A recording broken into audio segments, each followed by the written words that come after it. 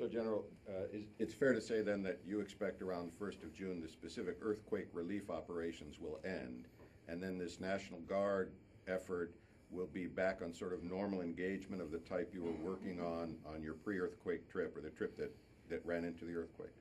From U.S. Southern Command and the U.S. military perspective, I think that captures it fairly well. I would not say that the earthquake relief ends on any certain date, because I think for the people of Haiti who are certainly in the displaced, the homeless that are in these camps, the impact of the earthquake will linger for years on their life, and the international community as well as our own government's response to it is providing a critical need for them today, and will continue to provide that and determine how they move on and build back better, as I said.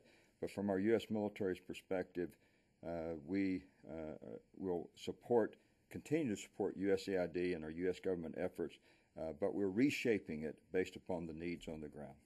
And can you tell us, from your unique perspective the last several months, what lessons did you learn from this effort? What needs to be done by the military and by civilian agencies, international community, to be ready for the next disaster, wherever it happens? Well, I think, as you well know, our military looks very closely at trying to determine how we can learn from each particular operation that we participate in, and this is no exception. And we have a robust lessons learned team supported by Joint Forces Command that's looking at this, as well as others. From my personal standpoint, I'll give you three things that I have taken away from this that we need to sustain, and then three that I think that we certainly can look at that we need to improve and work towards. And the first one on sustain is respond quickly. I think that our nation, among leading the effort here, responded very quickly and provided critical support at a critical time, and in fact provided hope to the Haitian people where hope did not exist. And having walked through the streets the morning after the earthquake, that was the question I got most often: when is America coming? And I could say with a great degree of certainty, America is on the way, because I knew that our President and the Secretary of Defense had made decisions to send aircraft carriers our way, send troops our way, alert the global response force.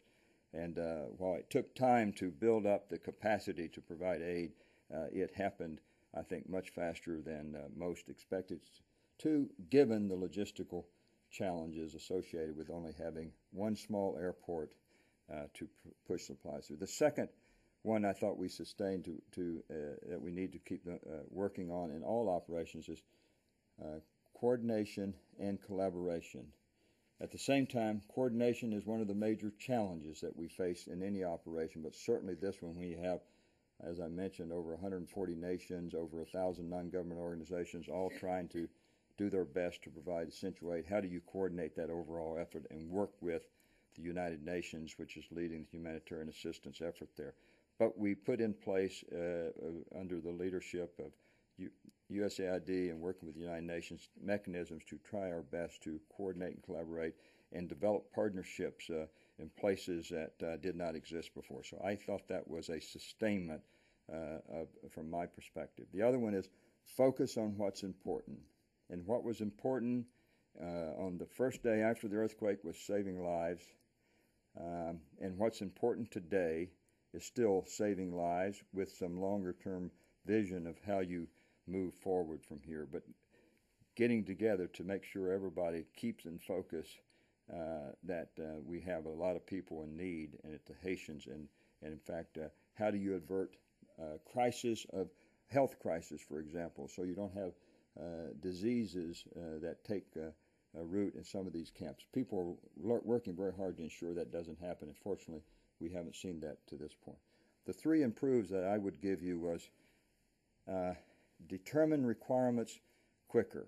And that's easy to say, and it's very hard to do, but clearly we want to respond as fast as we can with as much as we can, but hopefully we can determine the requirements as soon as we can so we respond with the right capabilities. And that's as much was my job on the ground, trying to determine the requirements with the host nation, with the Haitian officials, with the UN, and I wish we would have been able to do it better to ensure that we get the right capabilities there at the right time. I think we, stepping back after a period of time, it's an area that I know I will personally look at and say, how could I have done this better, and how can we do this better in the future with having the right mechanisms to determine that. The second is understanding everyone's capabilities. Again, all of our services responded. So internal to the Joint Task Force, it was important that that the Army leaders within our Joint Task Force understood the capability of our Marine brothers and our Navy brothers, so we could apply all these capabilities in the right place. And over time, we came to appreciate that much better, but not just within our own service, what our own services bring and the jointness of it, because we were fortunate to have a lot of great men and women from all the services that had worked together in a lot of other places, and we knew each other well enough to bridge that.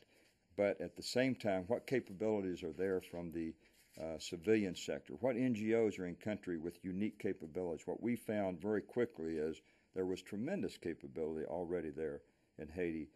It was a matter of finding them, linking them together in some cases, or understanding the UN. I personally had not worked real close with UN before, so this was a unique opportunity. So one of my personal tasks early on was to understand the UN and how it functioned, and be able to work closer together with it. The third one was anticipate challenges sooner, anticipating challenges such like what are you going to do with 1,000 homeless Haitians as we develop camps. These camps that have developed in Port-au-Prince area, nearly 1,300 according to the UN, developed spontaneously. They were not obviously set up and organized in any fashion. They just developed spontaneously because people didn't have anywhere to go. And then how do you take that and work with the government to provide the necessary life-saving support to them in order to move beyond that and then go to where they need to go in the future, trying to anticipate some of those unique ones. The unique requirements that we quite often said here are the 3 S's. And the 3 S's, and you could add a fourth, but the 3 S's I'm talking about are settlements, sanitation, and shelter. That was what was facing us every day as we went through the streets of Haiti. Do you have, what are the settlements, the shelter? Do they have anything over their head? And the sanitation and all the implications of that. The 4th S, of course, is security, which we were fortunate to have the United Nations forces there and the working with the Haitian National Police, that in a broader sense, all we had to worry about is security in support of the humanitarian assistance tasks that we did. And then I'd leave you with 3 challenges that we work with every day and had to focus on: logistics, logistics, logistics. In its essence, humanitarian assistance operations are logistics-based, getting things, people, and critical supplies there, and getting them there in the right order and the right magnitude to provide the best assistance you can. The second one is unity of effort. I mentioned that a couple of times, getting everybody working on the same page, if you will. And the last challenge is what we in the military called our humanitarian assistance common operating picture. It wasn't like our normal military common operating picture that you may see in Iraq or Afghanistan. This was about where all the hospitals were at, where all the displaced persons were at, where the roads were blocked, which roads were open, where the police were at or were not at, where there may be pockets out there that we didn't know about in existence. And in terms of being able to share that, we decided early on to make this operation totally unclassified, and in order to provide total access to everyone working there. And then how do we build, using things like Google Map, a common operating picture so everybody could access it through internet, for example, and all the humanitarian organizations. That was a challenge and continues to be a challenge, and we're learning a lot about that as we go forward. Thank you. Sir. Hi, General. As I understand it, there's still a lot of Haitians who have nothing but the tarp as shelter. So how long is it going to take to get all of them something more permanent? Well, the goal of the United Nations and all the humanitarian organizations was to have every Haitian with one tarp by 1 April, every Haitian with at least 2 tarps by 2 May. In reality, the last figures I saw, they were about 90% there based upon their surveys and contacts and getting everyone under some type of shelter. But clearly, a tarp is a tarp and doesn't provide the level of shelter that everyone would like. At the same time, as you go around the streets of Haiti, you see a lot of tents. So it doesn't mean that tents were not being used or being donated. In fact, what's happening is as they move out of these spontaneous settlements, like the camp we've been over the last week been moving most of the at-risk displaced persons out of the Patientville Club displaced persons camp that I know many of you are aware is being run by Sean Penn. The 2,000 displaced persons that are moving for that camp are moving into another settlement called the Karai. When they arrive there, the family is issued a number of things. One of them is a tent that's already set up for them. So they're received, they're given some food, they're given some other non-food items. They're led by a Haitian Boy Scout to their tent, and that's their new home. So we're taking them from being under 1 or 2 tarps under a dangerous situation on the side of a golf course hill to a area that's flat, that is graded to where it doesn't have standing water, and issued a tent. But it's going to take time, and there is working in the United Nations plan is over time to go from tents to transitional shelters, and obviously the government's long-term plan, how do you get back to developing the infrastructure to accommodate housing plans. But it's a work in progress, and there's no mistake that we're obviously into the rainy season, and the hurricane season is approaching, and living in a tent during a hurricane is not optimum. So they're looking at how do you protect the most vulnerable and the population as best you can going into the hurricane season. So all those things are being thought about and being addressed as best you can. But the problem and the challenges are significant as they go forward. Just a quick clarification. The military mission ends on June 1. There will be a brief time when you have 500 National Guardsmen there. After those 500 leave, how many U.S. troops will remain in Haiti? Well, the 500 are not just National Guardsmen; they're also reservists. So it is a total Army effort with the New Horizons exercise from a reserve component, the National Guard forces. I think post New Horizons exercise, the determination of our engagement with U.S. Southern Command will be based upon what we need on the ground, and those type of plans are being examined right now with USAID and others. So I can't give you an answer to the question of what level of forces, if you will. What I can say is U.S. Southern Command, Haiti is within U.S. Southern Command's area of responsibility.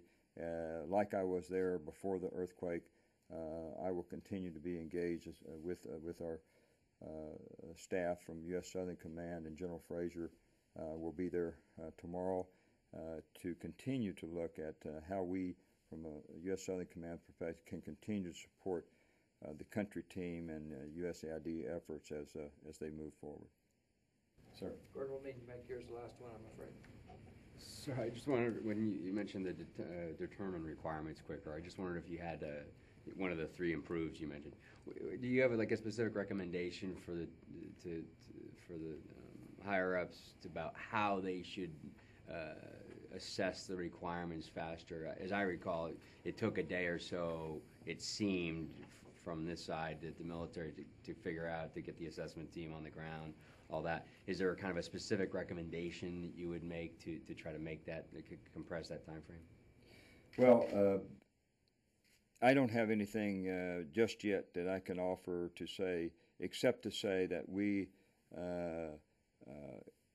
have the mechanisms in place, I think, for the most part, and we know the experts that need to be brought forward, or if they are not existing there. This is a little bit easier if you're looking at a hurricane and you can see storms gathering and think about it before the fact. This obviously being completely no notice, the level of devastation and destruction presented a unique set of circumstances. Looking back on it, I don't know how we could have done it any better or any differently, but it's clearly something under ideal circumstances we do want to have something and a way to do that to support the government and their country team, and also the unique circumstances of the Haiti capacity to first responders and ability to understand better, how many buildings had collapsed, how many first responders did exist, how many hospitals were operational that first day. I mean, we started gathering that information just by the fact of receiving reports, but it was not something that was immediately known and took, as you mentioned, a number of days to do that. I think we recognize that this is an immediate challenge. We have to focus efforts, not to say that we didn't have, we being the international community, I mean, they were out, they were working towards that end. Part of it is how to gather the information to a central location to have total situational awareness from everybody's perspective on what the requirements are. And Haiti presented a unique set of circumstances and challenges that probably wouldn't exist if you had the same effect in another country. But I think it's something that we recognize that we continually need to improve. I think if you went and looked back previous disasters in different places, it would not surprise me to see this same item mentioned as something that we can always do better. But we need to look and see, in particular, like you said, what can we put in place from a U.S. government, a disaster relief response effort overall. Our DART team, which leads this effort, by the way, USAID, which has responded literally within hours, came there and was plugged in almost immediately. But it was just a tremendous challenge. So my hat's off to the efforts of Mr. Tim Callahan, who led that team, and we plugged into them to try to do our best at that. But it's something I think that we always have to do better. Well, General, I want to thank you for taking the time this morning, and thank all of you for your interest in this topic. Thank you.